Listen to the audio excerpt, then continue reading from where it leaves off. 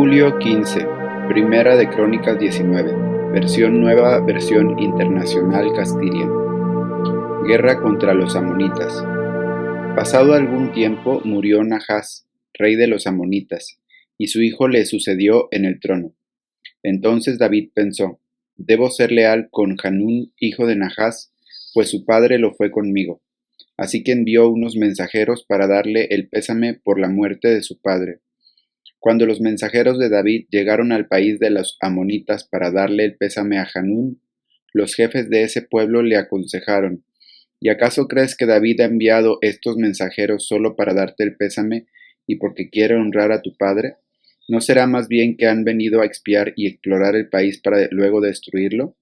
Entonces Hanún mandó que apresaran a los mensajeros de David y que les afeitaran la barba y les rasgaran la ropa por la mitad, a la altura de las nalgas, y así los despidió. Los hombres de David se sentían muy avergonzados. Cuando David se enteró de lo que les había pasado, mandó que los recibieran y les dieran este mensaje de su parte: Quedaos en Jericó y no regreséis hasta que os crezca la barba. Al darse cuenta Hanún y los amonitas de que habían ofendido a David, enviaron 33,000 kilos de plata para contratar carros y jinetes en Aram Naharayín, en Aram de Macá y en Sobá. Contrataron 32,000 carros y al rey de Macá con su ejército, que acampó frente a Medeba.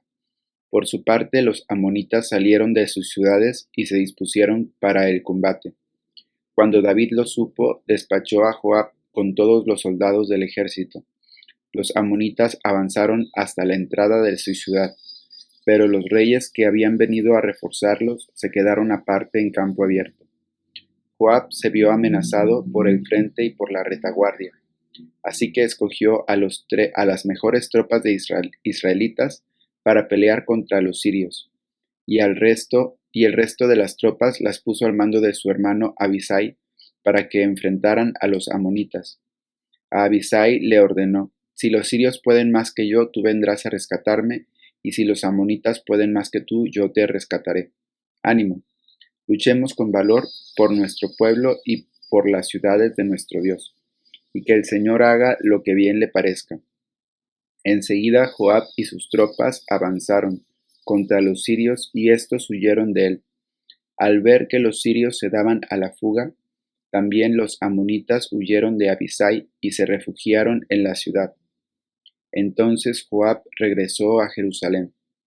Los sirios, al verse derrotados por Israel, enviaron mensajeros para pedir ayuda a los sirios que vivían al otro lado del río Éufrates. Sofac, jefe del ejército de Hadad Ezer, se puso al frente de ellos. Cuando David se enteró de esto, reunió a todo Israel, cruzó el Jordán y tomó posición de batalla contra los sirios. Estos lo atacaron, pero tuvieron que huir ante los israelitas. David mató a 7,000 soldados sirios de caballería y 40,000 de infantería. También mató a Sofac, jefe del ejército. Al ver que los sirios habían sido derrotados por los israelitas, todos los vasallos de Hadad Ezer hicieron la paz con David y se sometieron a él. A partir de entonces, los sirios se negaron a ir en auxilio de los amonitas. Primera de Crónicas 20, versión Palabra de Dios para todos. Joab destruye a los amonitas. En la primavera, época en la que los reyes salían en campaña militar, David se quedó en Jerusalén, pero Joab salió con sus tropas y destruyó la tierra de los amonitas. Después Joab siguió hasta la ciudad de Rabá, la sitió y la destruyó por completo. David le quitó la corona del dios Milcón, la cual era de oro y piedras preciosas y pesaba 33 kilos. Luego se la pusieron a David, quien además se llevó un buen botín de la ciudad. David también expulsó a los habitantes de la ciudad de Rabá y los puso a trabajar con sierras, picos y hachas. Hizo lo mismo en todas las ciudades amonitas y luego regresó con su ejército a Jerusalén. Matan a los gigantes filisteos. Después estalló una guerra con los filisteos en Gezer. Sibecai y el Husatita mató a Sipai, que era descendiente de los gigantes. Todos esos filisteos quedaron sometidos a Israel. De nuevo hubo otra guerra contra los filisteos. Elhanán, hijo de Yair, mató a Lahmi, que era hermano de Goliat, el gitita. Su lanza era tan grande como el rodillo de un telar. Hubo otra batalla en Gat. Había allí otro soldado descendiente de los gigantes que tenía 24 dedos, 6 en cada mano y 6 en cada pie. Este hombre se puso a desafiar a los israelitas y a burlarse de ellos, por lo cual Jonatán, hijo de Simá, que era hermano de David, lo mató. David y sus hombres mataron a esos soldados, descendientes de los gigantes. Primera de Crónicas 21, versión La Palabra, España. El proyecto del templo, el censo de David. Satán se enfrentó a Israel e instigó a David a censar a Israel. Y David pues ordenó a Joab y a los jefes del pueblo: id a hacer el censo de Israel desde Beerseba hasta Dan, y traédmelo para que conozca su número. Joab replicó al rey: que el Señor multiplique a su pueblo por 100. ¿Acaso, majestad, no son todos ellos servidores de mi señor? ¿Qué pretende con esto mi señor? ¿Cargar con las culpas a Israel? Pero la orden del rey prevaleció sobre el parecer de Joab, que salió a recorrer todo el territorio de Israel cuando regresó a Jerusalén. Joab entregó al rey las cifras del censo de la población. En todo Israel había 1.100.000 hombres diestros con la espada, y en Judá 470.000. Sin embargo, Joab no incluyó en el censo a Leví y a Benjamín, porque le había disgustado la orden del rey. Lo del censo desagradó a Dios, que castigó a Israel. Entonces David dijo a Dios: he cometido un grave delito haciendo esto. Ahora perdona la culpa de tu siervo, pues he sido muy insensato. El Señor dijo a Gad, vidente de David: ve a decir a David: esto dice el Señor, te propongo 3 cosas, elige una de ellas y yo la llevaré a cabo. Gad fue a decir a David: esto dice el Señor, ¿qué prefieres? 3 años de hambre, 3 meses de huida ante los enemigos, perseguido por la espada de tu adversario, o 3 días de espada del Señor y peste en el país, con el ángel del Señor aniquilando todo el territorio de Israel. Ahora decide qué debo responder, a quién me ha enviado. David respondió a Gad: me pones en un gran aprieto, pero prefiero caer en manos del Señor, que es muy compasivo, a caer en manos humanas. El Señor envió la peste sobre Israel y cayeron 70.000 israelitas. Dios envió un ángel a Jerusalén para destruirla, pero cuando vio cómo la destruía, el Señor se arrepintió del castigo y dijo al ángel exterminador: basta ya, retira tu mano. El ángel del Señor estaba junto a la era de Ornán, el Jebuseo. Al levantar la vista, David vio al ángel del Señor entre la tierra y el cielo, empuñando su espada desenvainada y extendida contra Jerusalén. Entonces David y los ancianos vestidos de sayal cayeron rostro en tierra, y David dijo a Dios: fui yo quien mandó a censar el pueblo, soy yo el que ha pecado, yo soy el culpable. ¿Qué ha hecho este rebaño? Señor Dios mío, descarga tu mano contra mí y contra mi familia, pero no azotes a tu pueblo.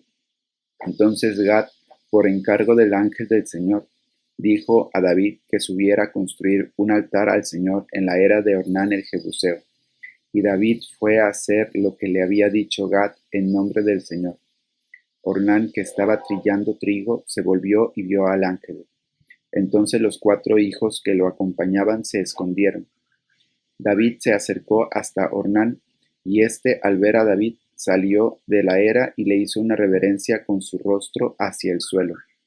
David dijo a Ornán: dame el terreno de la era para construirle un altar al Señor, a ver si se aleja del pueblo esta plaga. Véndemelo en su justo precio. Ornán le dijo: tómalo y que mi señor el rey haga lo que le parezca mejor. Mira, también te doy los bueyes para el holocausto, las trillas para el fuego, y el trigo para la ofrenda. Todo te lo doy. Pero el rey David respondió a Ornán: no quiero comprarla por su justo precio. No quiero tomar para el Señor, no, quiero comprarla por su justo precio. No quiero tomar para el Señor lo que es tuyo, ni ofrecer sacrificios de balde. Y David pagó a Ornán la suma de 600 siclos de oro por el terreno. Luego David construyó allí un altar al Señor y ofreció holocaustos y sacrificios de comunión, e invocó al Señor, que le respondió enviando fuego del cielo sobre el altar del holocausto. Luego el Señor ordenó al ángel que envainara la espada. Viendo David que el Señor le había respondido en la era de Ornán el Jebuseo, ofreció sacrificios allí. Pues aunque la tienda del Señor que había levantado Moisés en el desierto y el altar del holocausto estaban a la sazón en el santuario de Gabaón, David no había podido ir allí personalmente a consultar al Señor, porque estaba asustado por la espada del ángel del Señor. Romanos 2, versión Reina Valera 1960. Pues en verdad la circuncisión aprovecha, si guardas la ley, pero si eres transgresor de la ley, tu circuncisión viene a ser incircuncisión. Si pues el incircunciso guardare las ordenanzas de la ley, ¿no será tenida su incircuncisión como circuncisión? Y el que físicamente es incircunciso, pero guarda perfectamente la ley, te condenará a ti, que con la letra de la ley y con la circuncisión eres transgresor de la ley. Pues no es judío el que lo es exteriormente, ni es la circuncisión la que se hace exteriormente en la carne, sino que es judío el que lo es en lo interior, y la circuncisión es la del corazón, en espíritu, no en la letra, la alabanza del cual no viene de los hombres, sino de Dios. Romanos 3, versión Reina Valera contemporánea. Entonces, ¿qué ventaja tiene el judío? ¿De qué sirve la circuncisión? De mucho, y por muchas razones. En primer lugar, a los judíos se les confió la palabra de Dios. Pero entonces, si algunos de ellos no fueron fieles, ¿su falta de fe anulará la fidelidad de Dios? De ninguna manera. Dios es siempre veraz, aunque todo hombre sea mentiroso, como está escrito, para que seas justificado en tus palabras, y salgas airoso cuando seas juzgado. Entonces, ¿qué diremos si nuestra injusticia hace resaltar la justicia de Dios? ¿Que Dios es injusto cuando nos castiga? Hablo como hombre. De ninguna manera, pues si Dios fuera injusto, ¿cómo juzgaría al mundo? Pero si mi mentira sirve para que la verdad de Dios abunde para su gloria, ¿por qué todavía soy juzgado como pecador? ¿Y por qué no decir, hagamos males para que vengan bienes? Así nos calumnian algunos que afirman que eso es lo que enseñamos. Estas personas se tienen bien merecida la condenación. Salmo 11, versión Nueva Traducción Viviente. Para el director del coro, Salmo de David. Yo confío en la protección del Señor. Así que, ¿por qué me dicen, vuelva como un ave a las montañas para ponerte a salvo? Los malvados ponen las cuerdas a sus arcos y acomodan sus flechas sobre las cuerdas. Disparan desde las sombras contra los de recto corazón. Cuando los fundamentos de la ley y del orden se desmoronan, ¿qué pueden hacer los justos? Pero el Señor está en su santo templo. El Señor aún gobierna desde el cielo. Observa de cerca a cada uno y examina a cada persona sobre la tierra. El Señor examina tanto a los justos como a los malvados, y aborrece a los que aman la violencia. Hará llover carbones encendidos y azufre ardiente sobre los malvados, y los castigará con vientos abrasadores. Pues el Señor es justo y ama la justicia. Los íntegros verán su rostro. Proverbios 19, versión La Biblia de las Américas. El necio no le sienta la vida de lujo. Al necio no le sienta la vida de lujo, mucho menos a un siervo gobernar a los príncipes. La discreción del hombre le hace lento para la ira, y su gloria es pasar por alto una ofensa. Como rugido de león es la ira del rey, y su favor como rocío sobre la hierba.